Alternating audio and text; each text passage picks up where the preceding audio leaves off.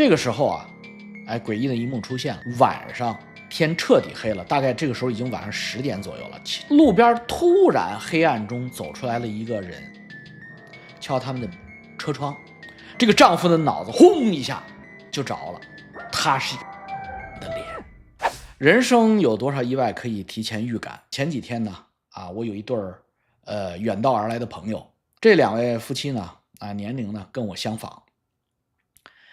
男生呢是白人加拿大的老白男，女生呢是中国人是我们的老乡老北京。两口子呢结婚多年也是家庭稳定，非常儿女双全他们就跟我在家里聊天的时候跟我聊出来了前一段时间他们做房车旅行时他们的奇怪的遭遇。他们有一次不长不到5年之前就很短的 recently 的事儿。两口子给我讲濒死体验他们经历的一次濒死体验。什么情况呢？他们家在渥太华，然后去东部房车旅行，开着房车本来是要去一个大城市。大家知道加拿大是极北之地房车那个导航都靠 GPS。晚上两口子着急赶路就没有在附近打尖住店说我们赶路赶到天黑我们再住店不迟因为有 motel 不着急路上都有。结果呢这个 GPS 就出了问题GPS 就出了问题，就给他们导到了北方的山区。等他们意识到 GPS 出了问题的时候，天已经彻底黑了他们在北方的山区非常着急因为大家知道房车皮卡拉着房车是很长的，所以呢这时候夫人呢就想前不着村后不着店夫人呢就想出房车看一眼去。丈夫和夫人把房车停到路边，想下去看一看咱们到什么地方了在车上咱们看不清楚，咱们看路边的牌子，路边的这个公路标志，我们在什么地方这个时候两口子出去，大概那时候天还没有黑，天微微擦黑。然后这个夫人这个时候下午的时候夫人呢站在路边山区，一个失足一个趔趄滚落那个路肩的那个山崖，滚下去了。幸亏他身体非常好幸亏他没有滚下去扒住了。但是呢丈夫也着急了，手忙脚乱的把他救上来。结果呢一切都好，就是这个脚腕子崴了，而且崴得很严重，脚踝骨已经骨裂了因为她丈夫略懂医学她丈夫是医生，那个他不是外科医生，但是他也懂，他一看坏了，骨头断了，而且这个踝骨呢已经刺破自己的脚腕了。这个时候她丈夫不让妻子再动了把妻子背起来放进汽车，赶紧赶路奔着人烟的地方走。这说话加拿大不像中国呀，中国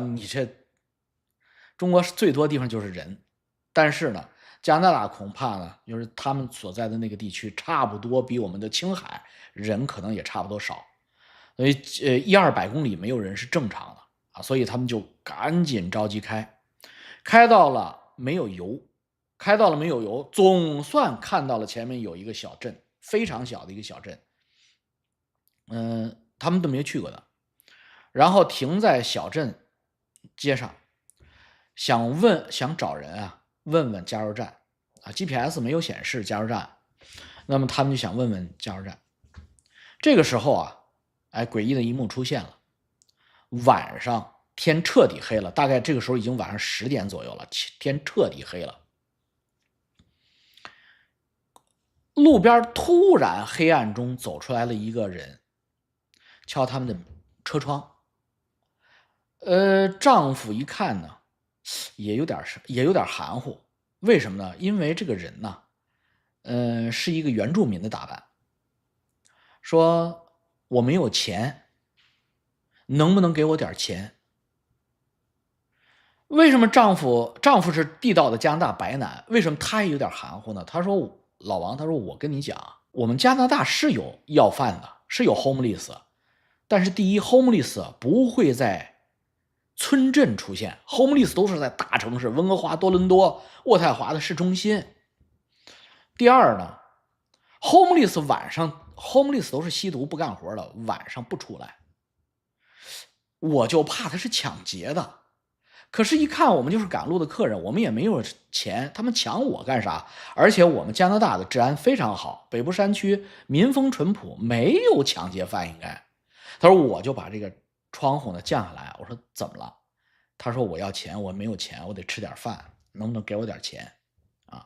他说，请问你叫什么名字？哎，这丈夫问。他说我叫San Clarence。这个丈夫的脑子轰一下就着了。他为什么叫 San Clarence？ 他那个脑子就着了呢？诡异的一幕出现了。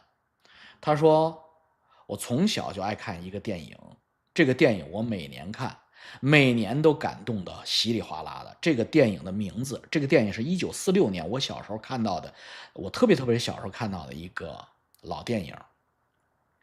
这个电影的名字叫 It's a Wonderful Life。 这个里边的男主人公啊，走上人生绝路的时候，站在纽约的桥边要跳楼的时候，这时候来了一个天使，化身为一个路人，点拨他。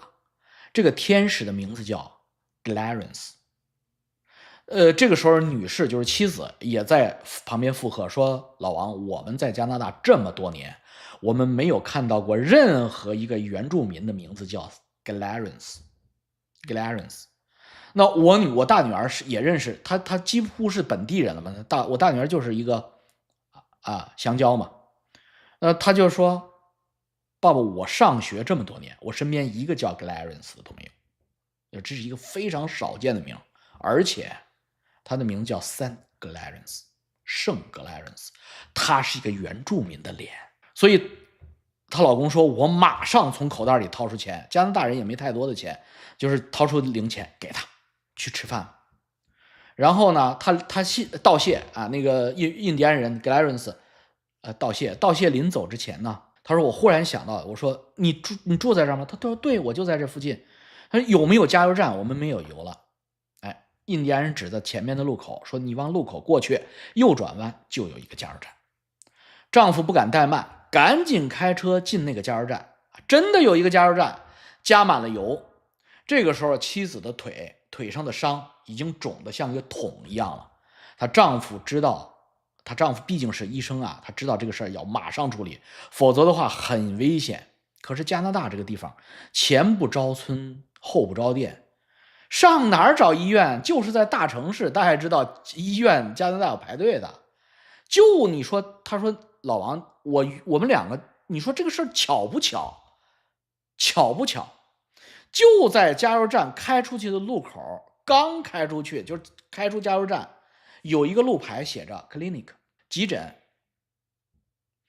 我们赶紧停车去加油站，把老婆扶到 clinic 敲门。有人上班，而且医生告诉我们，这是前天刚开的诊所，刚刚2天的新诊所，地图上都没有。正好那个实习医生是个新医生，是个小白人，正在那儿打扫卫生值班呢。进来，快进来！一看，哎呦，肿成这样，快点进来。然后就问这个两口，你们从哪儿来？他说我们原来是住在温哥华的，现在在渥太华。我们这次此行，我们还是想开房车去温哥华方向走。小医生非常激动，因为他很年轻啊，20来岁，刚医学院毕业。他是个温华人，非常热情，非常认真的给他治伤。首先说你要麻醉，因为你这个东西，我要动你这儿伤的话，你会疼，我要给你麻醉。你有多大的体重？哎，两夫妻把体重报了。那个毕竟是新医生啊，新手啊，没有经验啊。他说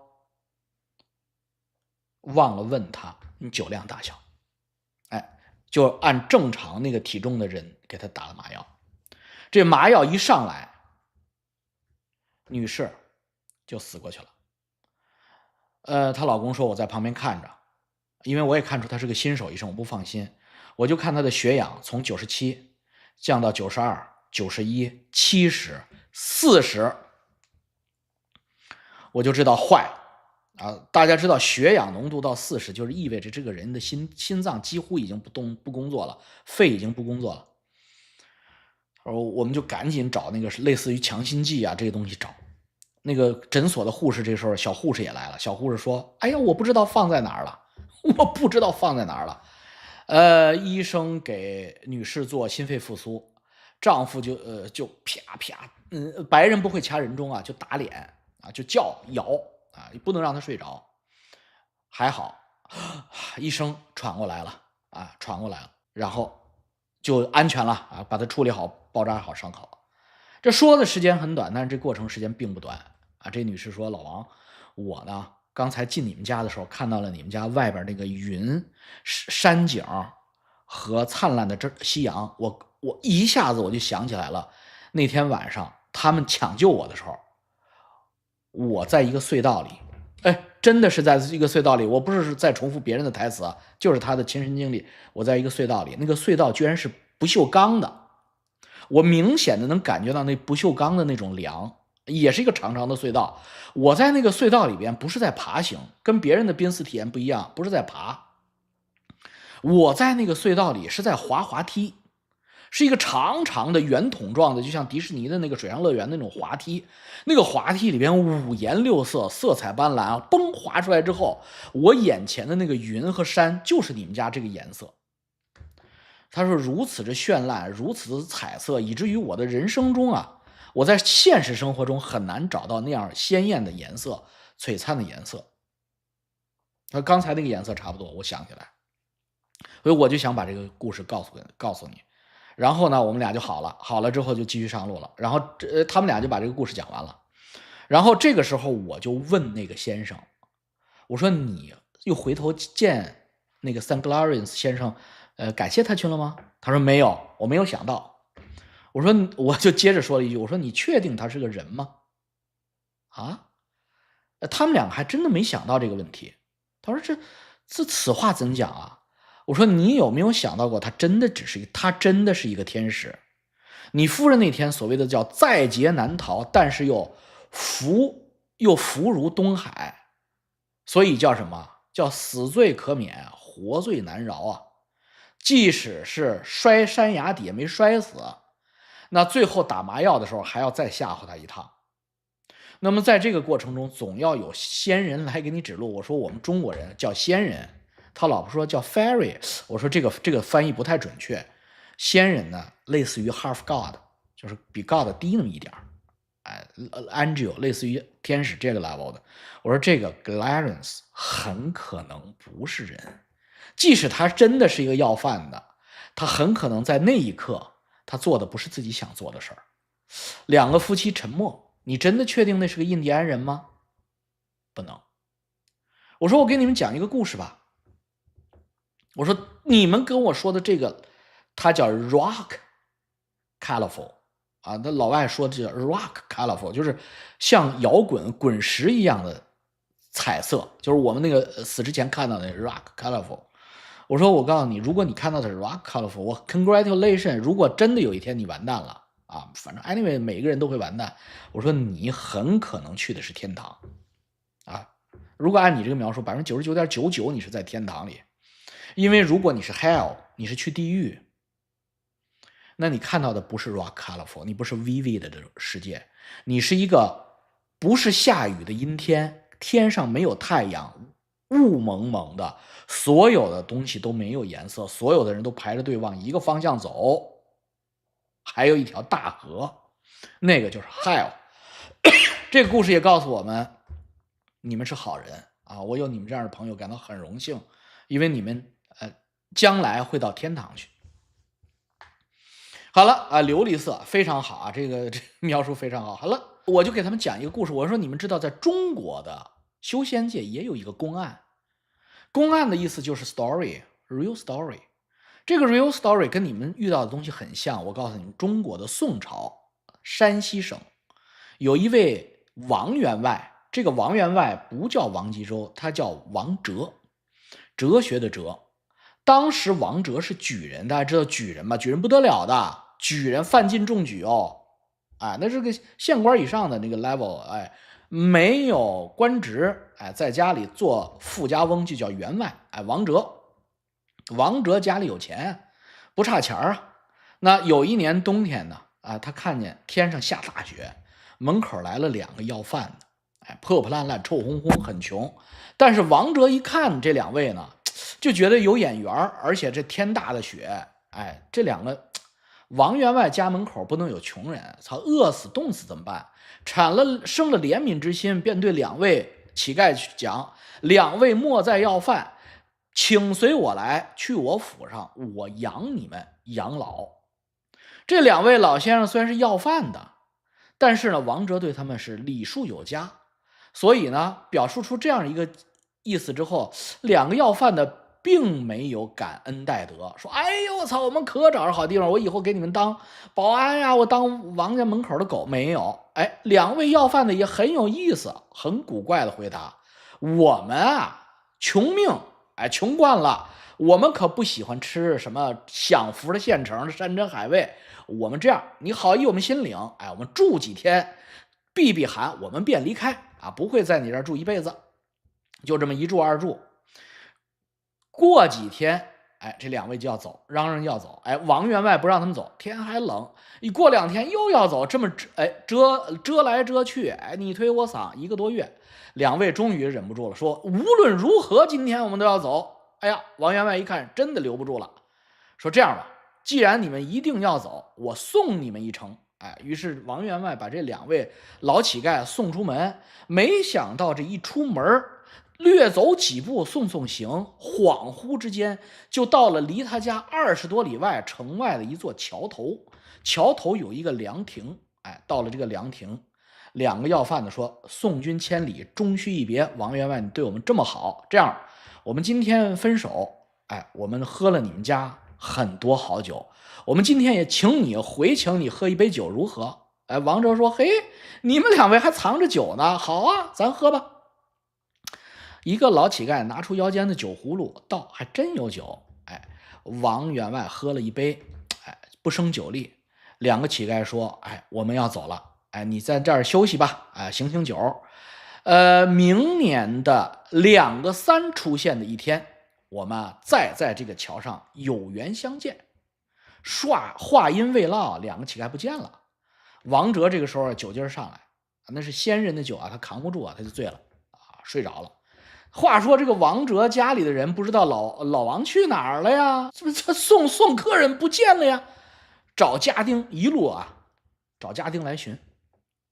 这越走越远，到这个桥头找着他了。找着他正在那儿睡呢，醉翻了，把他给抬回来，一看满嘴酒气给抬回来了，说：“大人，你喝了多少酒啊，王大人啊？”“我没喝多少，就喝1杯，怎么就成这样了？”“哎呦，今天我送这2位出去，我没走的多累呀，我鞋底儿都没湿啊，我就走了几步，就怎么到20里外的桥头了？喝了1杯酒，我平时也不是这个量啊，莫不是2个老神仙？这个2个老神仙在我们家住，点化我成仙，我没学成，太可惜了。”转念一想，不对，我酒醉之前，他们分手之前说了一句：“明年2个3出现的一天，有缘桥头再见啊。”2个3，那不就3月初3？好，明年3月初3，我一定上桥头等着他。之后呢，他哪儿也不去，他就在家耗着一定要熬到这3月初3。第2年3月初3一大早，王哲就跑到桥上去等去了。